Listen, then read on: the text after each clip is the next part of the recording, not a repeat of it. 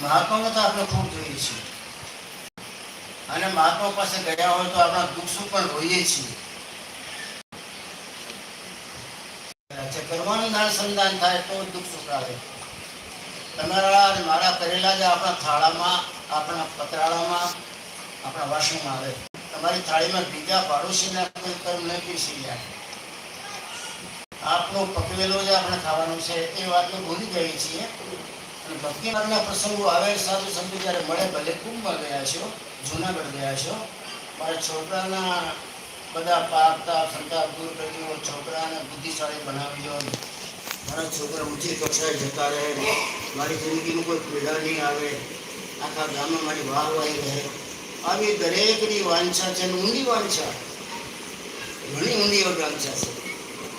આવા પ્રસંગો તમને મને થોડા જાગૃત કરવા માટેના, જિંદગાનીમાં મોડ આપવા માટેના, થોડાક સુસુપ્તિમાંથી તમને મને ઉઠાડવા માટેના પ્રસંગો છે, પણ ટૂંકા પડે છે. સુસુપ્તિ લાંબી છે, सुसुप्ति अनंत जन्मनी से आ जन्मने हो तो समझा अनंत जन्मों की सुसुप्ति है. उसको थोड़े से जीवन काल के थोड़े से प्रसंगों में हम हाजिरी दे के उपस्थित होके और मिटाना चाहते हैं. असंभवाति संभव है, असंभवाति असंभव, असंभव से असंभव है, संभव नहीं है ऐसा. वो तो कोई कोई सितारा रात को चमक जाता है. पूरे आकाश में सितारे भरे पड़े हैं, तारागण टिमटिमाते हैं, रात में कोई कोई तारा चमक के और लांबा रास्ता बना निशुल्क मारी जतो है. जिंदगी भले टूटी रही हो પણ તમને મને બે ક્ષણ માટે નજર ઉપર કરવી પડે એ નિશુલ્ક મોટો જોઈ નથી. એમ અમારા મહાત્માઓની જિંદગીના આવા કંઈ પ્રકાશિત વિસોટા હોય ને એમાં તમારી નજર ટકે ક્યાં, તમારી માં નજર ફરી જાય આ બધું તો જીવનમાં આવા વિસોટા આપણે ઉતરે. બાકી આપણે ફુરસતમાં નથી, કારણ સુસુપ્તિમાં છીએ, સૂતેલા છીએ, જાગૃત જીવ નથી. અને ભક્તિ તો જાગૃત જીવની છે, સુસુપ્તિની ભક્તિ નથી. સુસુપ્તિના કોઈ કાર્યો નથી. एक बार एक भक्त भगवान बुद्ध पास आयो. बुद्ध चाल्या जाता था भिक्षा लेवा माटे. पाछળ પાછળ ચાલ્યો. એના પગથી ચાલવાની પદચા પદરો भगवान बुद्ध ने संभाले. पीछे पीछे चला जाता था भक्त. उसके चलने से जो पद की आवाज पदरव आती थी वो सुनी. भगवान बुद्ध ने घूम गए. भाई तुम मेरे पीछे क्यों आ रहे हो? बोले बाप जी आपसे आज्ञा लेनी है, मुझे इसलिए आया हूँ. क्या आज्ञा लेनी है? कि मुझे सेवा करनी है. सेवा करने के लिए आप मुझे कोई दिशा बताइए, कोई तरीका बताइए, विधि बताइए, मैं कैसे सेवा करूँ. भगवान बुद्ध ने 2 मिनट उसके चेहरे को देखा, ऊपर से नीचे तक, फिर घूम के चलने लगे. बाप जी मेरी बात का जवाब नहीं दिया आपने. बोले भाई मैं जागृत होता है तो उसको जवाब देता हूँ, मैं सोते को जवाब नहीं देता. तुम तो सोया हुआ है, सोया हुआ है, उत्तिष्ठ नहीं, जागृत नहीं है, मैं जवाब नहीं दूंगा.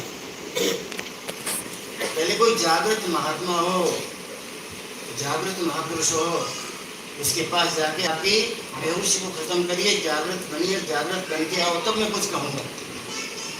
तुम जागृत नहीं है अभी. अपने एम लगे कि भगवान बुद्ध पास चाल्यो और एटलो दूर सुधी चाल्यो और भगवान बुद्ध जेवा महापुरुषनी दृष्टि में આવી ગયો અને જાગૃત કેમ ન થયો? એ તો ઘટના ઘટી ન ઘટી હોય, પણ આપણી જિંદગીમાં આપણે જાગૃત નથી. જાગૃત નથી એની ભક્તિ નથી, જાગૃત નથી એની સેવાય નથી, જાગૃત નથી એની સાધના નિષ્ફળ જાય, જાગૃતિ નથી એની જિંદગીમાં સફળતા નથી. जागृति पहले चाहिए. प्राणी जागृत होना चाहिए. हम सपने में हैं, सपने में है इसलिए हमको कोई जानकारी नहीं. सपने में रहने वाला भ्रमित होता है, भ्रमित. सपने में रहने वाला संदेहित होता है, संदेह न ब्रह्म हो या संदेह। सपना में जे स्वप्न जोतो होय ए टाइम सबू साचू लागे, सपना सच्चा लगता है उसको। आपके हमारे पिताजी को गुजरे हुए 20 साल हो गए, सपना जब आएगा उसमें देखिए पिताजी बैठे हुए हैं, माताजी बैठी हुई है और कोई चर्चा चल रही है, उस समय संदेह नहीं होता, आपको भ्रम नहीं होता कि गलत बात है, ये घटना गलत है। मेरे पिताजी को तो 25 वर्ष हो गए, माताजी को 10 वर्ष हो गए, मेरे माता पिता बेटे हो नहीं सकते, ये क्रियाएं हो ही नहीं सकती। सपना आपको सच्चा लगता है इसलिए हम बेहोश हैं। सपना जिसको सच्चा लगता है वो जागृत नहीं है। हम सपने में संदेह कर ही नहीं सकते। एक आदमी चलता जा रहा है, हम देखते हमारा मित्र सपने में चलता जा रहा है और चलते चलते सांप बन गया। कभी देखते हैं कभी घोड़ा दौड़ता है, दौड़ता दौड़ता घोड़ा कुत्ता बन गया। संदेह नहीं होता कि घोड़ा कभी कुत्ता बन सकता है, मित्र मेरा तो कभी सांप बन सकता है। सपने में ऐसी अटपटी घटनाओं का श्रृंगार सृजन होता है कि आपको हमको संदेह नहीं होता, और जो संदेह हो जाता है सपना टूट गया। आपको संदेह हो जाए कि मेरे माता पिता कहाँ हो, तो हाजिर नहीं है, संदेह तो सपना टूट गया। संदेह आपको अगर चला गया, सपने पे आपने जो संदेह तोड़ डाला, संदेह किया सपने में, ये बात हो नहीं सकती। संदेह जो सपने में कर लिया तो सपना टूट गया, फिर सपना नहीं आएगा आपको। वो सपना जानता है कि इसको संदेह हो जाता है, ये मेरे को तोड़ डालेगा। ऐसी घटनाएं घटती हैं जिनका कोई समय के साथ, हमारे जीवन के साथ संबंध नहीं होता हो, वो भी संदेह नहीं होता। सपने में संदेह तो नहीं होता है, कोई बात नहीं, लेकिन हमको जगते हुए सपने में भी संदेह नहीं होता है। सपना दो तरह के, सुसुप्ति का सपना और जागृति का सपना। इसमें तो संदेह होना चाहिए ना, ये संसार आज तक किसी को नहीं काम आया तो मेरे कैसे आएगा, ये संसार आज तक किसी का नहीं हुआ तो मेरा कैसे होगा। इस संसार में कभी आनंद के फूल नहीं खिले, दुख के कांटे बिखरे हुए हैं। आनंद के फूल नहीं खिले तो मेरे जीवन में आनंद के फूल कैसे खिलेंगे, उनको बात में बढ़ता हूँ। सारे संसार को हम सच्चा मानते हैं, हमारे परिवार को सच्चा मानते हैं, हमारे साथ जिनका संबंध है उसको सच्चा मानते हैं। पिता पुत्र का संबंध, माता पुत्र का संबंध, पति पत्नी का संबंध, ये सारे जो संबंध होते हैं उनको हम सच्चा मानते हैं। संदेह कभी नहीं होता।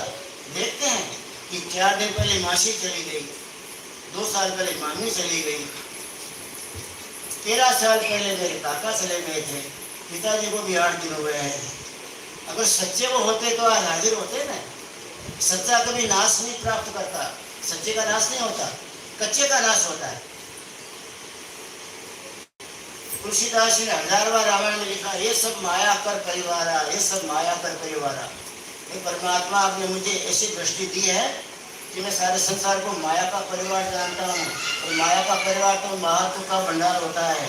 माया जब कीचड़ है तो कीचड़ में पड़ा हुआ दूध की भावना करे, गलत बात है ना। ये सब माया का परिवार, प्रबल अमित को बढ़ने पारा। लेकिन माया का परिवार बड़ा भयंकर है, बड़ा ताकत वाला है, छोड़ना चाहते तो नहीं छूटता। संतों ने 1000 बार लिखा, सपना ये संसार है, जागो मेरे जीव, बिन जागे संसार में कैसी मई है पीव, जगेगा उसको पीव मिलेगा, परमात्मा मिलेगा। तो निश्चित हो गया कि जगने वाले को पीव मिलता है, तो हम सोते रहते हैं, जिंदगी को सो लेते हैं, भले अपने आप को जागृत मानते हो। जागृत जीव की साधना है। कभी न कभी आपको हमको बिना कारण क्रोध आएगा, ये माया का परिवार है। बिना काम के जगत की कामनाएं खदबदेगी, माया का परिवार है। बाकी होगा उतना मिलने वाला है, लेकिन क्यों आप लंबे लंबे विशाल मंडप बांधते हो माया के, संसार के, प्रपंच के। माया का जब तक रहस्य का आपको हमको पता नहीं लगा तब तक हम सोए हुए हैं। और भगवान बुद्ध ने कहा मैं सोए हुए कोई सेवा की बात नहीं करता, वो कोई कारण से सेवा करता होगा, वो सोया हुआ है ना, उसमें उसका कोई स्वार्थ है, बिना स्वार्थ के वो सेवा नहीं करता होगा। बिना स्वार्थ की सेवा करने का मृत्यु मंडल के अंदर में विधान ही नहीं है।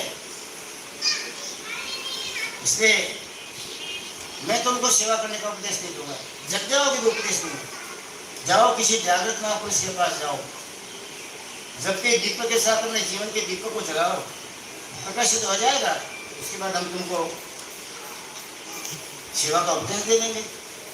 हमारा क्या दुर्भाग्य है कि हमको सपने में संदेह नहीं होता, रात के सपने में भी संदेह नहीं होता, उसको सच्चा मान लेते हैं। और दिन का सपना जो 100 वर्ष वाला है उसमें भी संदेश नहीं होता।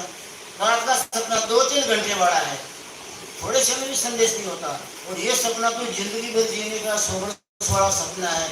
इसमें तो कितनी अटपटी घटनाएं देखते हैं, कितना धोखा हमको दिए जाते हैं, कितना खड्डे में उतार जाते हैं, कितना आपको उनको मारने के प्रयास भी करते हैं, लेकिन परमात्मा बचा लेता है। ये सब घटनाएं देखने के बाद भी जगत में इस सपने पे संदेश नहीं होता। और संदेह नहीं होता है जो श्रद्धा नहीं जगती। संदेह होगा तो श्रद्धा जगेगी, संदेह होता तो जीवन सारा का सारा खड्डे में चला जाएगा। संदेहित व्यक्ति का जीवन जन्मा न जन्मा परमात्मा की डायरी में नोट नहीं है, नहीं जन्मा हुआ है। सच्चा परमात्मा है तो उस पर श्रद्धा नहीं है। तो झूठा जगत है, सपना ये संसार है, तो इस पर संदेह नहीं है। यही हमारे जीवन की दो कुटिलताएं हैं। अगर आपको हमको ऐसा कोई गुरु मिल जाए तो सपने में संदेह करना सिखा दे और परमात्मा में श्रद्धा जगाना सिखा दे, सत्य पे श्रद्धा जगा दे और सपने पे संदेह जगा दे, तो सपना टूट जाएगा, कभी नहीं आएगा। तुलसीदास में जिसने संदेह हुआ ये मेरी पत्नी नहीं है, तो कर्मों का भार मिलेगा, वो घसीटता रहा, इसी को जीवन का आधार मानता रहा। संदेह हुआ कि माया का भ्रम टूट गया और बंदा जाके परमात्मा से मिल गया।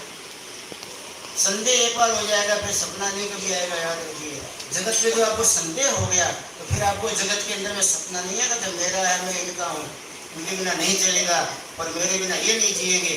ये आपको हमको जो बड़ा संदेह है वो फिर नहीं रहेगा। कब? जब आपको आ जाए कि ये संदेहगत है, परमात्मा सत्य है, श्रद्धा नहीं है, इसलिए जिंदगी पर खाली रहता खड्डा। जहाँ श्रद्धा करने वह श्रद्धा जगत में है। अपने पुत्र पे श्रद्धा है, मेरा बुढ़ापा निभाएगा। पत्नी पे श्रद्धा है कि मेरी बुढ़ापा की सेवा करेगी। मित्र पे श्रद्धा है कि मेरे भाग में, मेरी पार्टनरशिप में मेहनत खूब करेगा और मेरे को आगे बढ़ाएगा। जहाँ आपको हमको संदेह करना हुआ श्रद्धा को खत्म कर दिया और जहाँ सत्य के साथ में श्रद्धा रखने हमारे संदेश को फिट कर दिया। कौन जाने परमात्मा कब मिलता है नहीं मिलता है। इतना जन्म, कितने जन्म की बातें शास्त्रों में लिखी है। इतने साल मुझे भी मनंत्र लिए हुए, गुरु महाराज को धारण किए हुए, लेकिन कहाँ झपकी आती है, कहाँ रात्रि में चमक आती है, कहाँ बिजली चमकती है, कोई तो नाद आता नहीं। जिस जगह सत्य है वहाँ संदेह है आपको हमको, और जिस जगह सपना है वहाँ आपको श्रद्धा है। ये दोनों आपकी हमारी पड़ियाँ टूट जाए, ऐसा जिसमें प्रसंग आएगा आपके हमारे जीवन में, उसने आपकी हमारी गुरु पूर्णिमा पूरी। परमात्मा करे आपको सपने में संदेह हो, रात की सपने में नहीं होता लेकिन दिन के सपने में संदेह हो, ऐसा कोई पाठ पढ़िए, ऐसे कोई संगी का साथ लीजिए। सपना में संदेह हो जाए तो क्रोध भी नहीं करेंगे ना। ये तो झूठा मैं कर रहा हूँ, झूठे पैर पछाड़ता हूँ, इससे क्या होने वाला है? होगा वही जो राम रचा था, परमात्मा ने निश्चित किया वो होने वाला है। ऐसा समझ के अगर किसी बात में आप सत्यता का और न चढ़ावे, उसको संदेह में ले, जिसको सपने पे, संसार के सपने पे संदेह हुआ, उसको कभी भी संसार का सपना मूड न बना सका, सुसुप्ति न दे सका, वो जागृत हो गया। कृष्ण भगवान ने कहा, अर्जुन मैं जागृत हूं, तो सुसुप्त है। मैं दुनिया के प्रवाह में नहीं बैठा। कोई मर जाता है तो मैं रोता नहीं, जन्मता तो मैं हंसता नहीं। ये तो माया के बुदबुदे हैं। माया का बुदबुदा हवा से प्रकट हो जाता है, हवा के लगे फूट भी जाता है। और तुम्हारे स्वार्थ में जहाँ तकलीफ पड़ती है वहां तुम दुखी हो जाता है। मैंने मेरी जिंदगी में से स्वार्थ को हमेशा के लिए देश निकाला दे दिया है।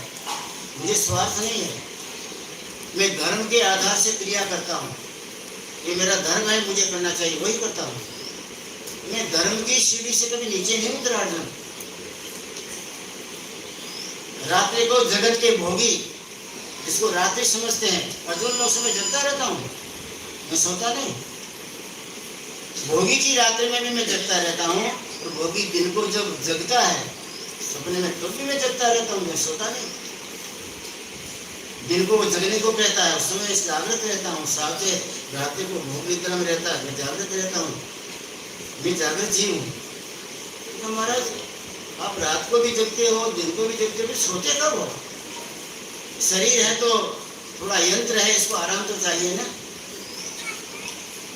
इसको आराम नहीं मिलता, आप कहते मैं तो रात्रि को भी जगता हूँ, दिन को भी जगता हूँ।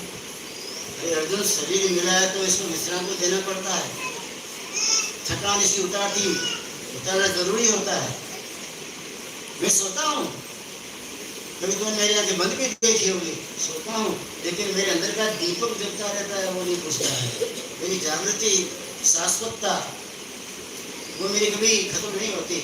आपकी हमारी जागृति 2 मिनट में प्रकट होती है, 2 मिनट में खत्म हो जाती है। नाटकीय जीवन बना रखा है, और परमात्मा के दायरे में नाम भी चाहिए। न भूतो न भविष्यति, कभी हुआ तो नहीं। जागृत जीव आपको सोता लगेगा, दुनिया के काम करता हुआ लगेगा, लेकिन अंदर का दीवा उसका प्रकट रहता है। अंदर की जागृति उसकी खत्म नहीं होती। जिसके अंदर की जागृति खत्म नहीं होती वो गुरु। गुरु की परिभाषा यही है, जो सोया नहीं है। सोता रहो तो जग गया है, जगने के बाद फिर सोया नहीं है, उसका नाम गुरु, क्योंकि वो जगाने को आया है। जो हरदम जगता रहेगा वही आप जगा सकेगा। जिसने अपनी जात को घड़ा है, जेने પોતાની જાત ઘડી છે તમને ઘડી શકે। કોરો जीवन હોય તમને ઘડી ન શકે। जो जगा वो जगा सकता है। दुनिया के सब कामकाज करता रहे, लेकिन दुनिया के व्यवहार के अंदर गहरा न उतर जाए, इससे प्रभावित न हो जाए। दुनिया के व्यवहार की गर्मी गर्मी आपको हिला डुला नहीं दे, अंदर का दीपक जगता रहे। शाश्वतता के साथ में आपकी साकेत्र अनवरत बनी रहे। शाश्वत के साथ में आपका मेल मिलन उठ बैठ टूटे नहीं कभी। मेरा तार टूटता नहीं अर्जुन, मेरा तार जुड़ा रहता है। बाहर की कोई भी क्रिया करता हूँ, लेकिन मेरा अंदर का दीपक कोई बुझता नहीं, अंदर का दीपक प्रकट रहता है। आपने हमने कभी आंखें बंद करके देखा कि कभी कोई भी बिजली चमकी? साधना की बातें करते हैं हम, साधना के अंदर में गहरे उतर जाने की चर्चा कर लेते हैं। चर्चा अलग विषय है, डुबकी मारना अलग विषय है। डुबकी अगर मारी होगी तो गगन मंडल की सारी घटनाएं किसी न किसी रूप में चमत्कार दिव्यता दिखाएगी। मीराबाई कहती है कभी कभी नंद का कुंवर आके मुझे बर्छी मार जाता है, देखो रे नंद का छोरा बर्छी मारे जाता है। हृदय को शिकायत करती थी। कभी कभी ज्ञान की कक्षा में परमात्मा की झपकी लग जाती हो, परमात्मा की एक झलक आ जाती हो, तो झलक को देख जो गायब हो गया तो मेरा को लगा देखो बर्छी मार के चला गया, उसको तो रहना चाहिए था ना। मैं मेरी सुरता नेता से उस परमात्मा के चेतने को पीती। परमात्मा पिया जाता है। राम रस ऐसा है मेरे भाई, जब वो पी अमर हो जाए तो बोलते हैं हम लोग। राम रस पीता कौन कौन है? बोल दिया ना, भजन सुन लिया, गा भी देते हैं राम रस ऐसा है मेरे भाई, जब वो पिए अमर हो जाए। ध्रुव ने पिया, प्रहलाद ने पिया और मीराबाई, इन सब ने पिया, भले पिया, पर हमारी जिंदगी में कभी राम रस का सपना भी आया? और पिया नहीं तो अमर तो हो ही नहीं सकते। पिया नहीं तो अंदर में धरती आ ही नहीं सकती। वो पीता उसको आता है ना। दारू जो पीता है, शराब को पीता तो रोम रोम में उस दारू का असर उतरता है और उसके पैर लड़खड़ाते हैं, हाथ भी ठिकाने नहीं पड़ता, क्योंकि पैरों के रोम रोम में दारू का नशा उतरा है, हाथों में उतरा हुआ है, दिल में, छाती में, दिमाग में उतरा हुआ है। इस संसार का नहीं है वो, इस दुनिया का है ही नहीं। लेकिन 2 घंटे के लिए जिसमें परमात्मा का रस उतर गया और परमात्मा का रस जिसने पी लिया आत्मा तत्व से, उस आत्मा का तो रग रग में आपके संबंध है ना, देह के साथ में। रग रग में राम उतर गया। रग रग बोले राम जी, रोम रोम रणकार। नरसिंह मेहता, मेरे रग रग में राम बोलता है, क्योंकि मैंने राम को मेरे घट में उतारा, मैंने पिया है राम को। जो उसको आप पिएंगे तो पीने के बाद में उसका नशा सारे देह में प्रवृत्त होता है। रग रग बोले राम जी, रोम रोम निरंकार। गुरु ने ऐसा नशा दिया, उतरे भोजन पार, ऐसा गुरु ने एक डोज पिला दी मुझे। नरसिंह मेहता बोलता है कि भोजन के पार चला गया। वो डोज, वो राम रस पीने के लिए जीवन मिला हुआ है। जो जो आप हम सब कर रहे हैं, वो भले आपकी रुचि होगी करने की, लेकिन ये रुचि कभी भी आपकी जिंदगी में सफलता नहीं देने वाली। उस परमात्मा तत्व के लिए जहाँ जहाँ हम चर्चा कर लेते हैं कि उसके गुलाम हैं, उसके अंश हैं, उस परमात्मा के हम नबीरे हैं, वो बातें मात्र कर लीजिए। नरसिंह मेहता कभी कूदा नहीं बहुत ज़्यादा, मैं ऐसा हूँ कैसा हूँ, लेकिन रामरस जब पिया और रामरस का नशा उसके देह में जब उतर गया तो उसके मुँह से निकला रग रग बोले राम जी। मैं क्या बताऊँ, मेरा राम मेरे रोम रोम में बोलता है, मेरी नाड़ी नाड़ी में बोलता है, मेरी नस नस में बोलता है। क्यों? तो मैंने किया है उसको, किया उसके लिए वो काम का है, बोला उसके काम का नहीं। कल हमारे एक सत्संग की हमने चर्चा की थी। हम चर्चा सबसे करते हैं कि भाई मैं सत्संग करके आया, मैं सत्संग करके आया, और कोई गुरु का बंदा कहता नहीं मैं सत्संग पी के आया। पिएंगे सत्संग को तो रग रग में राम उतरेगा ना, सत्संग को पिएंगे तो उसका नशा आपके रोम रोम में उतरेगा ना। सत्संग को आपने पिया ही नहीं है और सत्संग करके आए हैं, किया हुआ वो तो थैली में है, वो थैली छूट जाएगी, आप खूंटी पे टना दोगे ना। चीटिए टीनाड़ से खिल्ली में पड़ेलो, खिल्ली में चीटी में पड़ेली थैली ने अंदर में रहेलो रस है तुम्हारे अंदर नहीं जाए, એને આપણા અંદર ઉતારવાનું રહે। એને માટે જ આવા પ્રસંગો તમને મને જાગૃત કરે। કોક તો પીવો મરતું દીકરો રામરસનો ભૂંગળો, કોઈને તો રંગ લાગે, કોઈમાં તો ભાવ જાગે, કોઈ તો ઉલાળા લે રામરસ માટે। મીરાએ ઉલાળા લીધા, ભર્યા બજારમાં કીર્તન કરવામાં, મીરાએ કોઈ શરમ ન રાખી। रात में 2 वागे तो ये गुरुजी आश्रम में जामा शर्म नहीं राखी, गुलाड़ा लीधा है। गुलाड़ा लीधा એટલે પછી પરમાત્માના કૃપા પાત્રતામાં નંબર આવે છે ને। આપણી જિંદગીમાં દીકરા લગન થાય તો ઉલાળા લઈએ, શું વાત કરવી પછી? આ જગતનો માણસ પછી કેવું કૂદે, મને આમ લાગે ગાડું ન થઈ ગયા તો સારું, પણ સારું પરમાત્મા કરે 2 કલાક પછી થઈ જાય છે। મીરા થઈ નહીં, એને જે રામ નામના રસ પીધા એના ગુરુએ ભાયો, એ પીધા પછી ઉલાળાને લીધા, એ જિંદગી ઉલાળા લેતી લેતી લેતી અંતમાં રામના મોઢામાં સમાવી ગઈ, પરમાત્માના મોઢામાં સમાવી ગઈ। ભક્ત પરમાત્માને પોતામાં સમાવી લેતો હોય તો પરમાત્માને પોતામાં સમાવી લે। દેખીતી વાત છે, આપણે જેની સાથે જે મિત્રતા કરીએ એ મિત્ર એવો જ આપણા સાથે વ્યવહારમાં ઉતરતો હોય છે। એ મીરાએ પરમાત્મા સાથે ઉલાળા લઈને આવી ઉતરી પરમાત્મા સાથે ભક્તિ માર્ગમાં, परमात्मा साथे साचा उतर्या। मीराए रोम रोम में राम ने रमावी लीधा तो परमात्मा ने पोतानामां समावी लीधी। उलाळा वाळो जोईए, तमारा तमारा ढीला ढीला पगला पड़ता जाए, जगत ने साचो मानता जाइए। साचा जगत माटे आपणे आखी जिंदगी ख्वार कर नाखीए, साचा ने साचो मानीए। जगत ने साचो मानीने ख्वार करवा जाओ तो क्यारे कोईने फळ मळ्युं छे? जगत ने साचो माननारो मूर्खो छे, जागृत जीव नहीं। मूर्खानी भक्ति तो है नहीं ने, भक्ति तो प्रेमी नहीं, ज्ञानी नहीं, जेने ज्ञान है कि जगत ना आसमान है,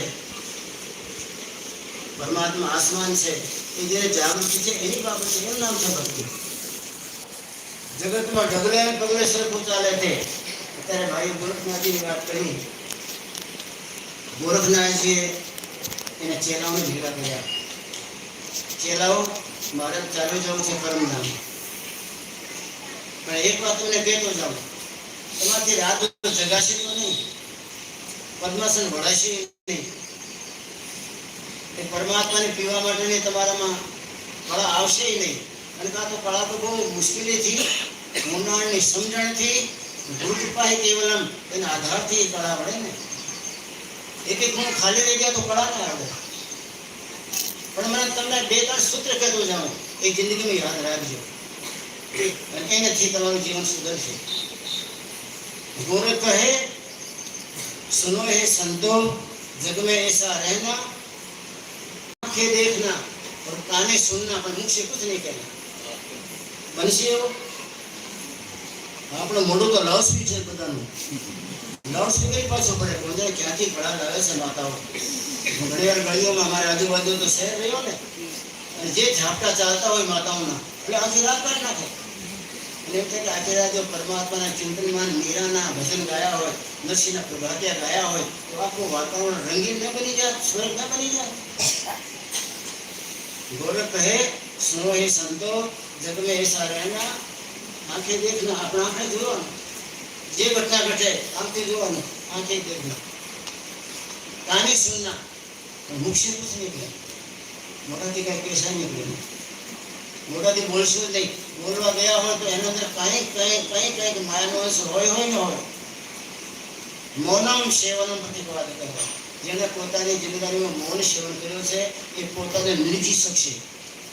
તમે તમારી સાથે રહેવું છે ને તો મૌન સેવન કરો. मौन सेवन करने वाला अपने साथ होता है. मौन नहीं રાખો, बड़बड़ाहट करवा जाओ तो तुम्हारे साथ क्या रहे नहीं. राम रस ऐसा है मेरे भाई, जब वो पिए अमर हो जाए, એને પીવાથી અમર થાય કે રામના નામના ઘૂંટડા સાંભળવાથી અમર ન થાય. અમૃત કોઈ સંભળાવી દે તો એનાથી કોઈ ભરો ન થાય. એ ઘૂંટડો તમારા ઘટમાં ચાલી જાય તો પારંપરમ પરમાત્માની ઝાંકી તત્કાળ ક્ષણ થાય, આકાશ ફૂટે, લંકા વાગે. સાધુના સંગમાં રહો, સંસારના બધા કામ કરો, પણ સંસારને સાચો માનીને કામ કરવા ગયા તો મોત છે. સંસારને કાચો માની અને આપણું પોતાનું શું ધર્મ છે, મારી શું કક્ષા છે, મન પરમાત્મા શું કામ સોંપેલું છે એ ઈમાનદારથી કરતા જાઓ. સંસારના અંદરમાં પ્રવૃત્ત ન થાઓ તો ભક્તિ આપના પ્રાપ્ત છે. આપણા ભાવનગરની વાત કરીએ, હું કરીને મહેનત કર્યા પછી 5 સાલ 10 વર્ષ થયા છે. ત્યાં મહેનતાઈ મને મળી એ સંસ્મૃત મને યાદ નથી. એ પ્રસંગમાં ઘણી વાર જવાનું બનતો હતો. યુપીના ભાઈ આવ્યા, ડ્યુટી ડોક્ટરની ડ્યુટી લાગી. મને છે કે 25-27 વર્ષના હશે. લગ્ન પ્રસંગ આવ્યો, છેલ્લી પીઠી ચોડાઈ ગઈ. ઘરમાં બધા મહેમાનો ભરેલા છે, ભાઈ ભત્રીજા છેલ્લી પીઠી ચોડાઈ ગઈ. હાથમાં નારિયેળ અપાઈ ગયું, મોઢામાં પાનનો બીડો અપાઈ ગયો. એની વિધિ એ બધું કોઈ ચીજ મારી બચાવો બચાવો બચાવો. એ ભાઈએ નારિયેળ નાખી દીધું, બિલકુલ ફૂંકી દીધું. ઊભો થઈ ગયા, શું છે બચાવો બચાવો, શું થયું? એક દીકરી છે એના ગળામાં સોય લઈ ગઈ, અને 2 સોય છે એ ગળામાં અંદડીમાં ઉતરી ગઈ. એને ઓલા ખેસ ફેંકી દીધા. દોડી ચાલો આપણે દવાખાનામાં, ચાલો જે બધે આવો ઓપરેશન માટે. બ્રાહ્મણ કહે મુહૂર્ત ચાલી જાય છે, પછી મુહૂર્ત નહીં આવો તો મુહૂર્ત ચાલી નહીં જાય છે. આને જેવું મુહૂર્ત કોઈ નહીં આવે. સાચું એ મુહૂર્ત છે. એ દીકરીએ પોતાની ફ્રોકને સાંધવા માટે ઉપર અભરાઈએ મૂકેલું થાળીમાં કોકડીમાં સુઈ પુરાવેલી હશે. એ જોવા માટે ઉપર હાથ કર્યું, એ છૂટી સુઈ પડી ઉપરથી અને જોવા ગયો એટલે એના મોઢામાં ઉતરી ગઈ. મોઢામાં 2 સુઈ ઉતરી એટલે પછી અંદડીને પાર કરીને હાથ પાર ગળામાંથી લોહીના ટીપા પડતા જાય. છોકરી ગ્રીસ પાડે, બચાવો બચાવો. એ ગયું એને. પંડિતજી દોડતા આવ્યા. મારી વાત સમજો છો તમે? આવું પુષ્ય નક્ષત્રનું મુહૂર્ત ક્યારે નહીં આવે તો ભલે નહીં આવે, પણ આવું મુહૂર્ત ક્યારે નહીં આવે. એ મારી ડ્યુટી છે. હું ડૉક્ટર છું પહેલા, વરરાજા પછી. વરરાજા તો 2 દિવસનું ને, જિંદગી પણ ડૉક્ટર છું. મારી ડ્યુટી હું ફેર ન કરી શકું. માણસોને બોલાયા, પ્રમોટરને બોલાયા. અઘરું હતું. 2 સુઈ હતી, અંદડીને પાર કરી ગઈ અને ફેફસાની અંદર ઉતરવાની તૈયારી હતી. ફાડ્યું આપો પડો એ સુઈ કાઢી નાખી ગઈ. એમાં કરીબ 6 કલાક થયા. છેલ્લા પછી એને દીકરીને ત્યાં છોડાવી દીધી. એના ઘરવાળાને ખાસ આનંદ આવી ગયો. એ પછી પાછા આવ્યા. હવે આમ સાચું મુહૂર્ત છે પંડિત, હવે આપણે વિધિની તૈયારી કરો. પંડિત જોવા મળ્યો કે આવો જવાન પુરુષ, જવાન છોકરો, એમાં આવી લાગણી કેમ, એ ક્યાંથી આવી ગઈ? એ તો સંતના સંગમાં જતો હશે. એ તો સંતના સંગમાં ગયા સિવાય આપણી જિંદગાનીમાં મારો ફરજ શું છે, મારી જિંદગાનીમાં ડગલા ક્યાં મૂકવા છે, મારી જિંદગીમાં સાહેબ કોને થવાનું છે, આવી તો વિચારધારા આવે જ નહીં ને. પંડિતજી એનાથી મોટું મૃત કોઈ ન થાય. સારામાં સારું મૃત છે. હવે કોઈ ચિંતા નહીં કરવાની. મેં એકનું જીવન બચાવ્યો ને એ મારા જીવનને ધન્યતા અનુભવાય છે. જીવનને ધન્ય માનું છું.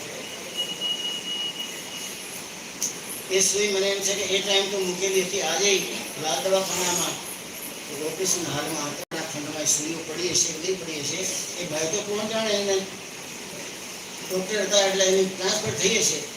અને ભાઈને જોયું આવા દેવતાઓ તમારી ધરતી ઉતરતા હોય તો સાધુઓના સંગમાં અને ભક્તિના રંગમાં સાચો આનંદ મને આવ્યો હોય એ લીટી મને આમ સફળ થતી લાગે.